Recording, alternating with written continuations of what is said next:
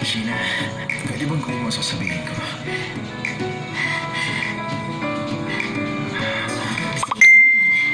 Pwede sabihin mo ang mga salita.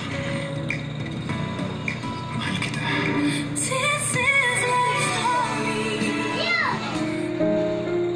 Sumunod ka sa akin. Dito ka muna ipaalis.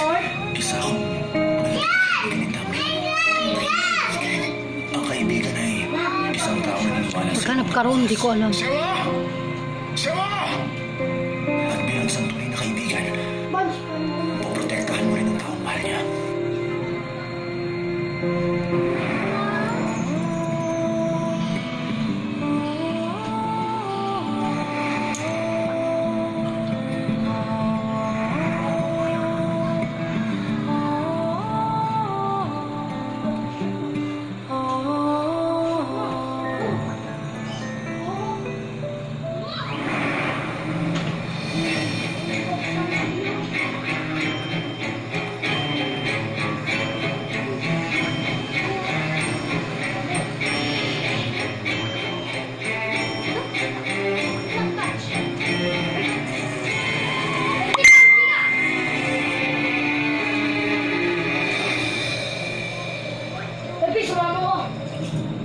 Chicken joy box. Kakainin ko.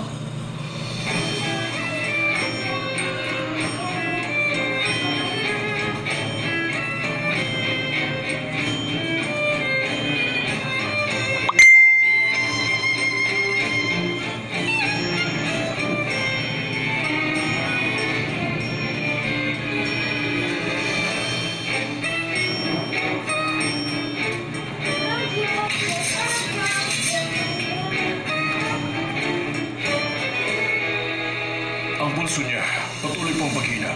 May mga nabalat na dugo ito. Nagkaroon po ng ilang pamumuo ng dugo sa ilang bahagi ng katawan.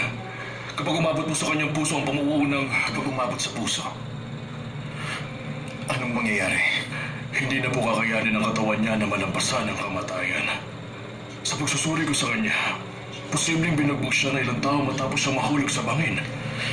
Ang kaibigan ko, mukhang tinulungan niya magtago ang babaeng mahal ko.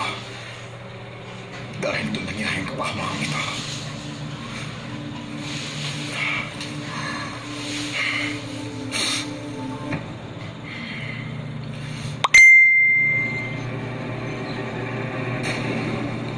Punong bayan, tungkol sa ginawang kaguluhan ng aking tagaliw sa inyong tanggapan mo isang araw, pinihihingi ko po ng paumanhin sa inyo.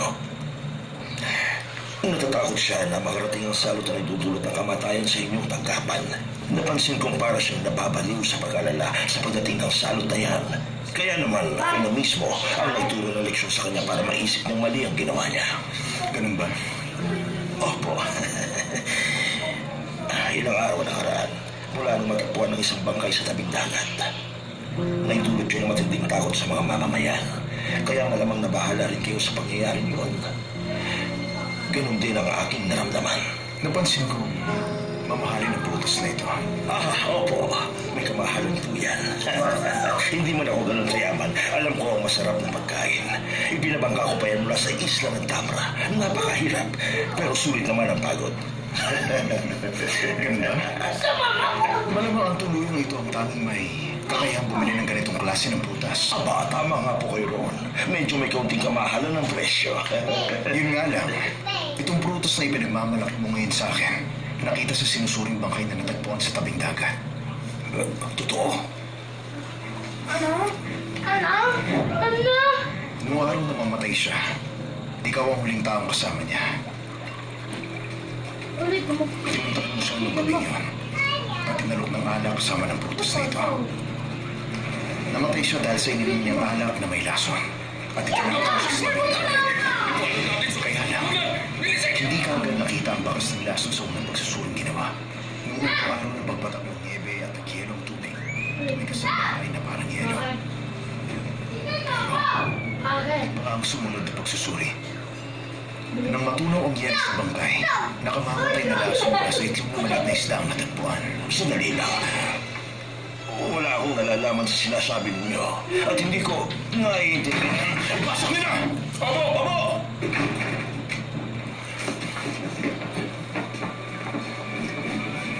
Sa silid ni Lord Jacksonville, natagpuan namin ang itlog ng isdang may lason. Punong bayan, hindi po yata tama ito. Maniwala kayo, wala po talaga akong kinalaman sa pangyayari. Pinagbibintangan lang ako. Punong bayan.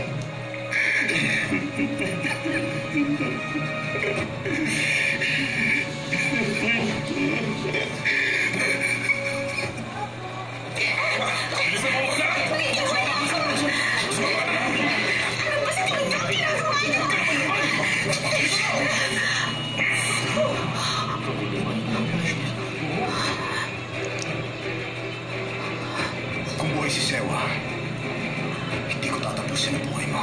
Sino naman yun? Hindi ko siya kilala. Kung hindi mo siya kilala, mamamatay ka. Pag kayo nanonood, hindi ko kayo pinakikalman, ha? Kung si Sewa, Balis ka na lang dito, payatot. pinatatayuan mo.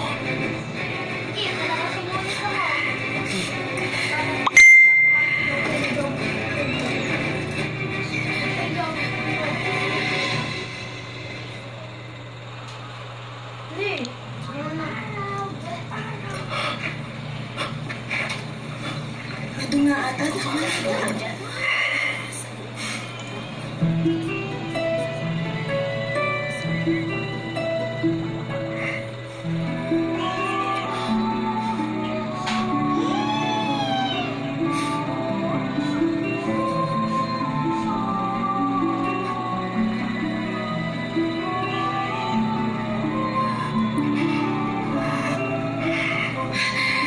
Makinig kayong lahat! Ang ating punong bayan, kinuha ng babaeng salot at balak niyo sa akin ang buong bayan natin! Gusto niya niligtas ang sirena ng dala ng dilugyo sa atin at naging dala ng kamatayan ng maraming mamamayan! Sige lang, subukan mong gawin ang gusto mo at isang hakbang lang. Hindi mananatiling sarado ang mga mata at bibig ng mga tao!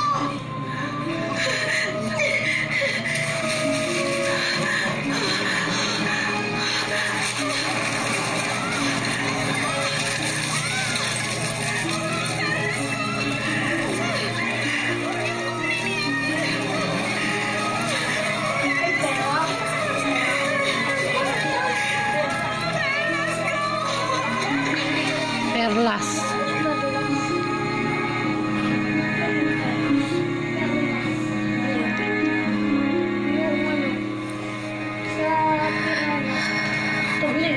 Patawarin mo ako. Ngayon lang ako dumating.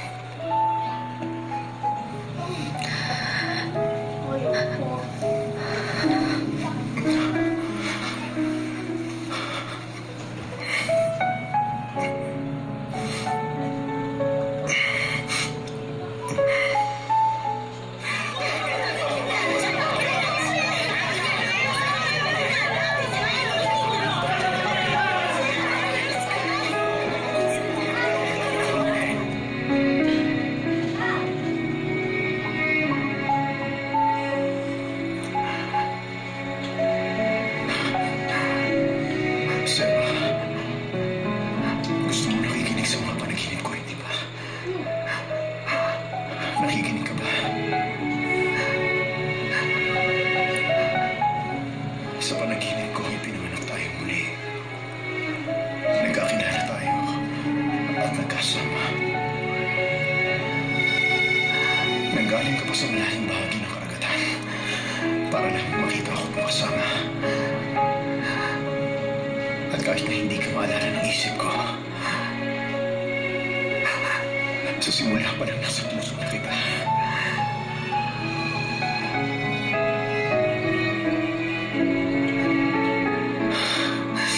Sewa, gusto mo ba man makinig sa kwento ko?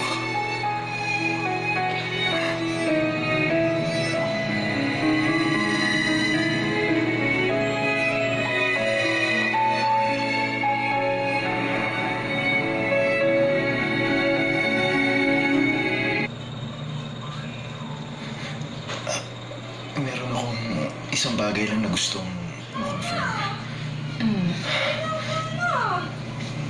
Pwedeng sabihin mo mga salitang Aling mga salita?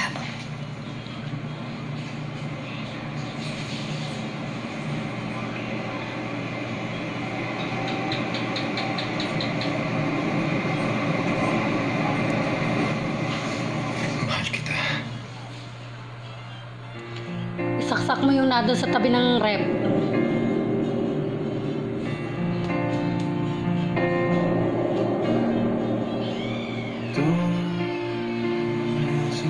Kung ganun, sa akin ka na. Sumuko ka na. Natalo ka na. Ano?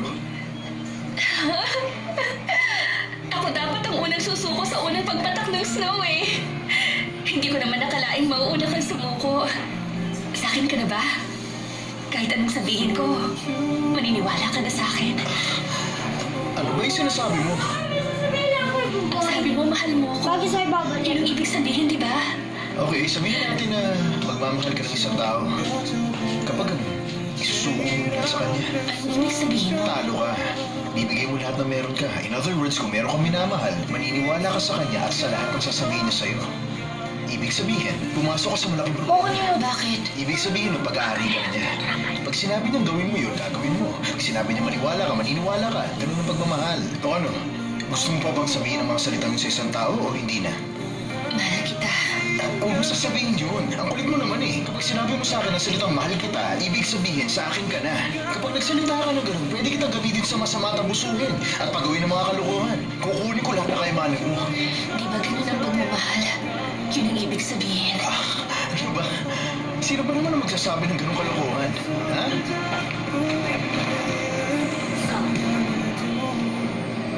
May kilala ko. Mabait siya. Sino naman yun? Ano? Lalaki ba? Oo, lalaki siya. Lalaki pala ha? Paniguradong topak yun. Ano yung topak? Baliw o kaya loko-loko. Ha? Eh sa mga narinig ko sa'yo, mahilig siya magpasakay ng babae. Walang kwenta at mayabang. Hindi magandang salita ang mga yun, di ba? Tama. Kaya hindi ka dapat sumasama sa ganung lalaki. Okay? Teka, yung lalaking yun, mabait ba talaga siya sa'yo? Nung umulan nun, pinayungan niya ako. At tinawakan niya ang kamay ko nung nag-iisa ako. Tinawakan ka ha? Gagawin niya talaga yun para makuha ka niya.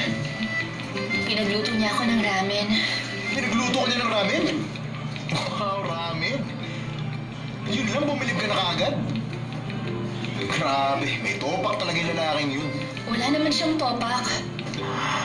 Mabait lang talaga siya. O sige, kung mabait siyang tao, ha? Dapat siya ang kasama mo at hindi ako. Lilinawin ko lang sa'yo in case hindi mo naiintindihan. Yung sinabi ko sa'yo na mahal kita, eh hindi ibig sabihin nun eh talagang mahal nga kita, okay? Sinabi ko lang na sabihin mo yun kasi may gusto akong ma-confirm. Mahal kita. Pakuha nga ng aking charger. Nag-church ako. Pahira muna. Lobat na.